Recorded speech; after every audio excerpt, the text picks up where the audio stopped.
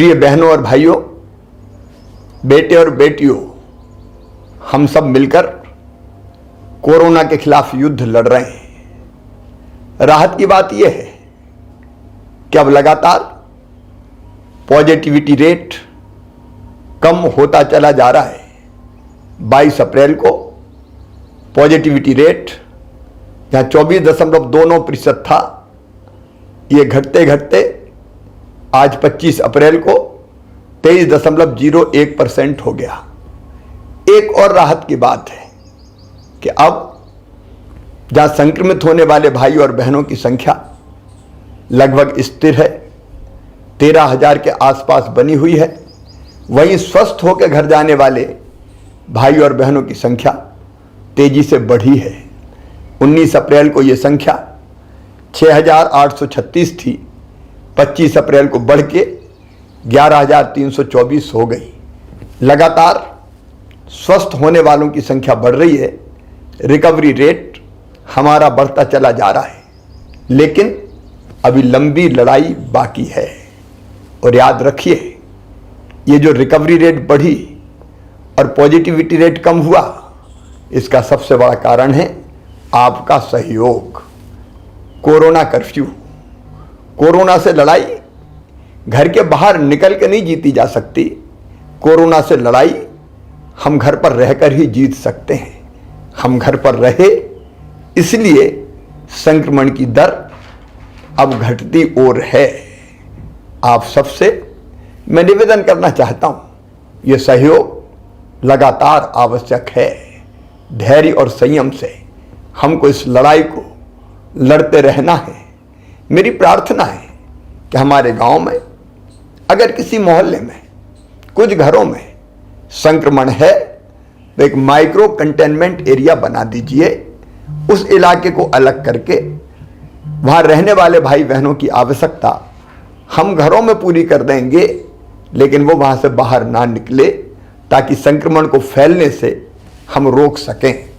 अगर हमारे शहर में, किसी कॉलोनी में, किसी मोहल्ले में संक्रमित भाइयों और बहनों की संख्या ज़्यादा है, तो वहाँ माइक्रो कंटेनमेंट एरिया बना के, मतलब उतने इलाके को कंटेन करके हम संक्रमण को बाहर फैलने से रोक दें।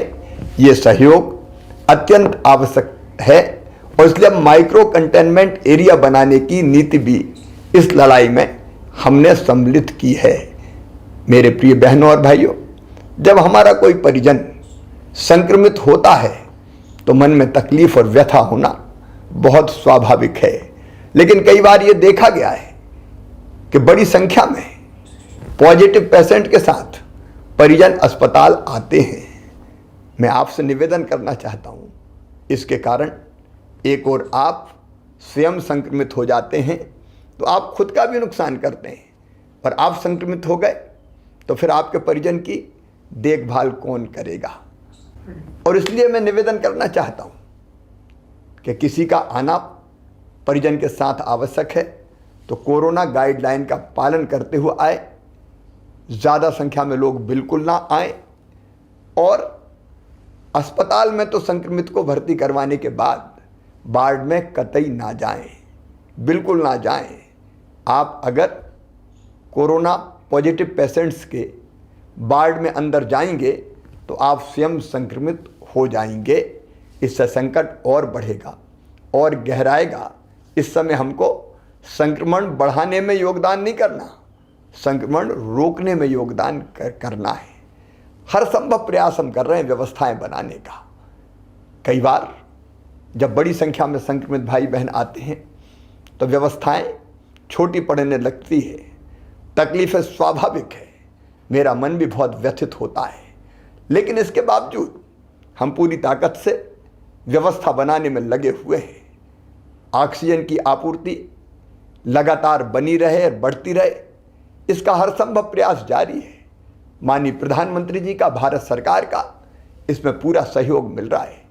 अब तो वायुसेना के विमानों से खाली टैंकरों को गंतव्य तक भेजा जा रहा है, जामनगर हो या दूसरे स्थान हो, ताकि वहाँ पहुँच जाए, जल्दी समय बचे और वहाँ से भर के फिर बाय रोड आ जाए। रेमडेसिविर इंजेक्शन उपलब्ध कराने के हर संभव प्रयास जारी है। ऑक्सीजन रेल से भी आए, इसकी व्यवस्था भी हमने की है।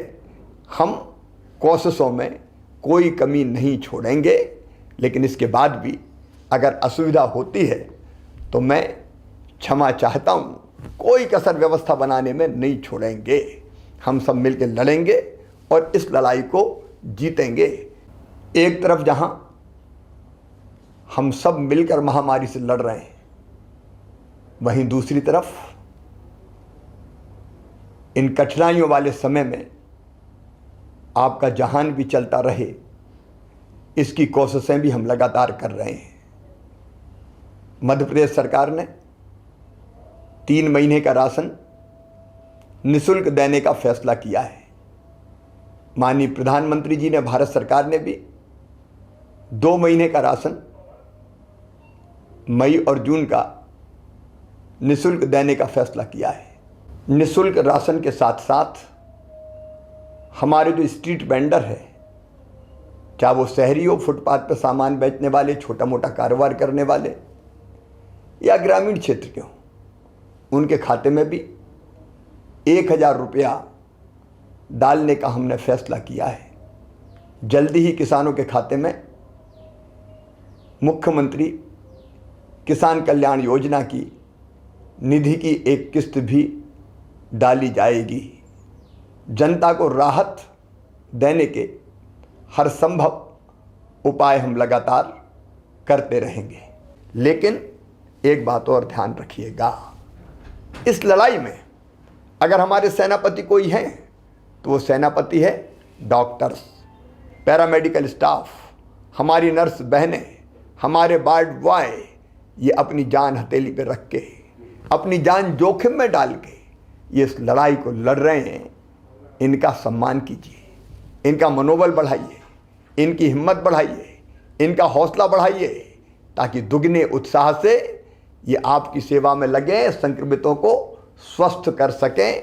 इनके साथ अशोभनीय व्यवहार कतई नहीं होना चाहिए। आइए मेरे बहनों और भाइयों, मिलके हम इस लड़ाई को लड़ें।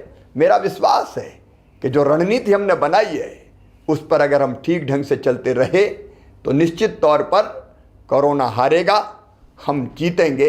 बहुत बहुत धन्यवाद। नमस्कार, मैं हूं मानक गुप्ता। अगर आपको हमारा ये वीडियो पसंद आया हो तो इसे लाइक और शेयर जरूर करें, और हां, हमें सब्सक्राइब और फॉलो करना ना भूलें, ताकि आप देश और दुनिया की कोई खबर मिस ना करें। तो जुड़े रहिए हमारे साथ और देखते रहिए न्यूज़ 24।